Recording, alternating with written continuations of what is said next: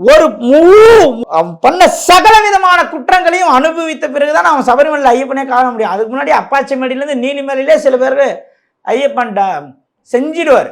நீங்கள் நினைக்கிற மாதிரி ஐயப்பன் வந்து அப்படியே நான் வந்து அப்படியே காரில் அப்படியே மைல்டாங்க ஹீல்ஸில் போனேன், திருப்பதி போயிருந்தேன்.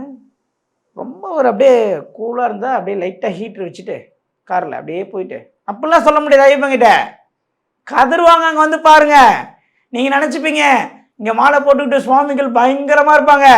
சபரிமலையில் வந்து பாருங்க மக்களே, ஐயோ இவரா இப்படி பார்ப்பேன் நான் தமிழ்நாட்டில்ண்ணே. அங்கே ஓரமா தம்பி லெமன் சோடா வாங்க அப்படி உட்காந்துருப்பார். இல்லை என்னையும் தான் சேர்த்து சொல்கிறேன், நான் இப்போ இதெல்லாம் கேட்டுன்னு இருப்பார். ஐயப்பன் என்ன ஓவராக பேசுகிறேன்னு எனக்கு விற்பார். அப்புறம் அதனால் நடக்கக்கூடிய உண்மை மேடம். இங்கே 48 நாள் விரதம் இருப்போம், காலையில் குளிப்போம், மாலையில் குளிப்போம், பூஜை பண்ணுவோம். 2 நாள் குளிக்காமல் இருப்போம். ஐயப்பனை பார்க்கும்போது கூட்டத்தில் லாக் ஆகிடுவோம், ப்ரஷ் பண்ண முடியாது.